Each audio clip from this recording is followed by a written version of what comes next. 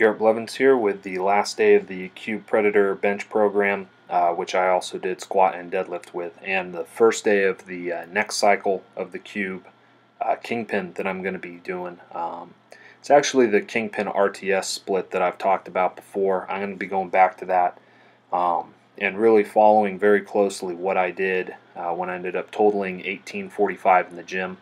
I'm going to go back through. I've looked at the days of that cycle and mapped that out exactly to the next meet that I'm going to go to, and I'm really going to follow that pattern as closely as I can and see what I can do. The only difference will be that during that training cycle I strained my my left pec, and so a lot of my bench days are very, very light on that training cycle, and so I will be doing a little bit more work overall in that regard.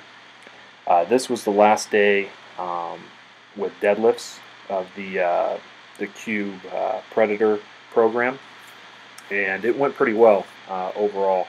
I was happy with how things went. I was doing heavy doubles this day. Pretty much what I did with the squat and the deadlift while on the Cube Predator was a sort of linear periodization. Pretty much I worked up to kind of heavy fives, triples, and doubles on this cycle, and that's about what I did for the entire cycle. And so you see here, this is as heavy as I went without straps, double of 615.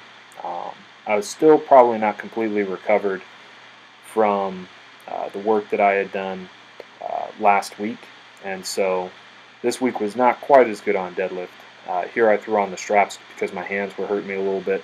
The bar that I'm using is a Texas power bar, and it is just grainy as all get out. It really tears up my fingers pretty good, so I think I'm going to start holding the deadlift bar a little bit lower in my fingers, in fact, further away from my knuckles. And so I'm just as strong there. Pretty much my thumbs don't help at all as far as holding the bar. So I'll see. I'm going to play around with that a little bit as I've been working on setting up where I don't just drop in and grab the bar however I feel like it. I'm able to be more consistent with my grip, and so I'm going to have to think about where exactly to place my hands and also where to hold the bar. Lately these deadlifts have really been just difficult, grinding them out, but I think that this is good to train my body how to really fight through sticking points and get through these heavy deadlifts so that I won't have as many failures and inconsistencies in my deadlifting like I've had before. Followed up those doubles with double overhand conventional pulls. I did a RTS volume protocol 6x3.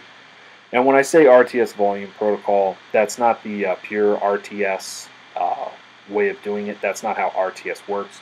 But it is how there are some recommendations that have been made of some general rule of thumb sorts of lifting with RTS that I'm following. So that's what I'm referencing. These squats here are from the first day of my current training cycle, cycle number 4.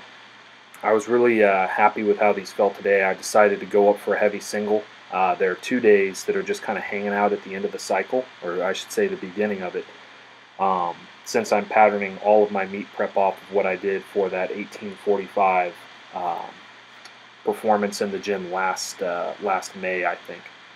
And so I decided to go heavy and see where I was at on squats so that I could get some decent training numbers to see where I'm at, since I haven't really gone for a heavy single since I've gone with this new low bar form. And not only was this a flat shoed low bar squat PR, but this was also a 15-pound lifetime PR, and I was really happy about it.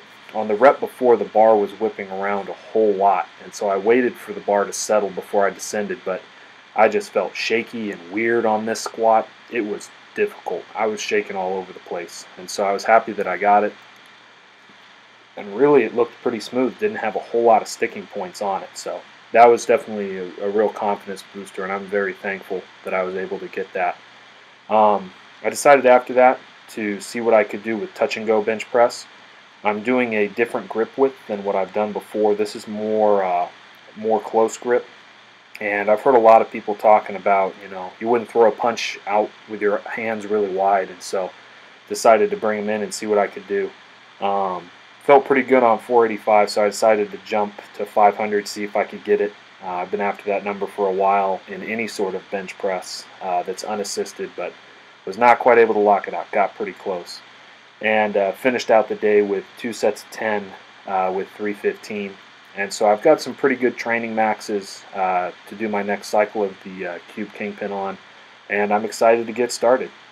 I'm very thankful that this workout went so well, and it reminded me, I've said this before, it's very easy to be thankful to God when things are going well, but it is very difficult to be thankful and praise God when things are not going well.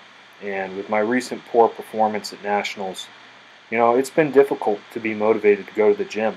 When you're not seeing results, but you're doing a bunch of hard work, it's difficult to be consistent and keep going. But I was reminded of something Job said, somebody who had a lot of bad stuff happen to him, that the Lord gives and the Lord takes away. Blessed be the name of the Lord.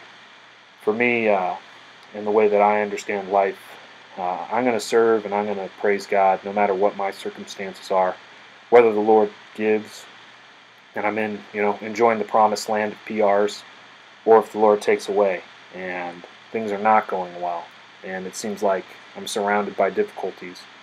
In both of those situations, I want to be the type of person that can choose to bless the name of the Lord. And that's what I'm going to do today, as the Lord has given. Hope you all are doing well wherever you're at out there. Blessings.